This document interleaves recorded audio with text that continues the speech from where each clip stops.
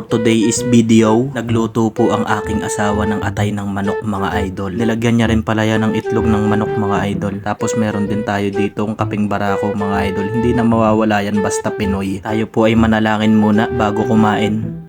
Panginoon po na aming Diyos, basbasan niyo po ang pagkain na aming kakainin. Marami pong salamat sa mga biyayang pinagkakaloob niyo sa amin. Opo. Sa pangalan po ng aming Diyos na dakila naming tagapagligtas. Amen. Kain na mga lodi. At dito nga mga idol, first bite na tayo mga idol. Sarsa pa lang, tamang-tama na yung lasa mga idol. Tapos kumagat pa ako ng balon-balunan ng manok mga idol. Tapos tinikman ko na rin dito yung itlog ng manok mga idol.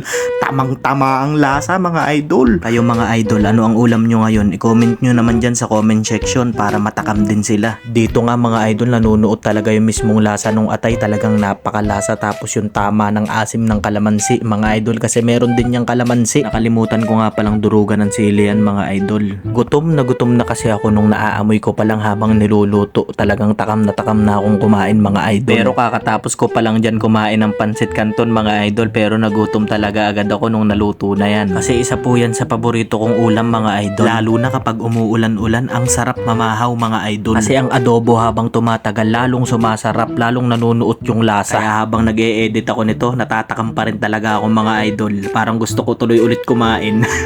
Hindi, joke lang, nabusog ako, naparami nga ako ng kain mga idol. Siguro baka bukas ng umaga na ako ulit nito makakain. Kasi mga idol, mahilig talaga akong mamahaw. Halata nyo naman sa katawan ko. Sarap kasi talagang kumain mga idol, hindi ko mapigilan lalo na pag masarap yung ulam. Basic pa nga yan ngayon kasi nagmerienda ako ng pansit canton bago ako kumain. Kasi kung hindi, taob talaga ang kaldero mga idol. Kakaunti na nga ang natira eh. Malapit na talagang maubos. Konting-konti na lang. Sa parting ito mga idol, medyo nabubulunan na nga pala ako mga idol kasi hindi talaga ako tumitigil pag subo mga idol. Pag kumakain talagang tuloy-tuloy mga idol. Kaya mga idol, dapat lagi tayong may reding tubig na malamig dito mga idol. Sarap humihilab sa lalamunan mga idol. Tamang-tama yung lasa. Tapos meron din tayo ditong kape mga idol. Partner na partner mga idol. Solve na naman mga idol. Dito nga mga idol, tatapusin na natin yung video kasi masyado nang mahaba. Sa pangalawang tibag natin mga idol, hindi na natin ipapakita sa video. Salamat!